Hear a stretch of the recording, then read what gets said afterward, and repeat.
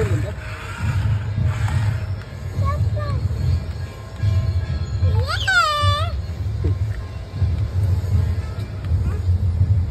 पैसे द्या बघ वरचे, मी कुठून देऊ, माझ्याकडे पैसे नाही.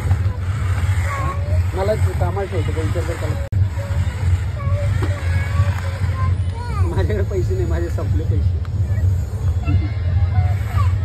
पैसेच नाहीत, पैसे नाहीत. आता हे व्यवस्थित खेळायचं बरं का.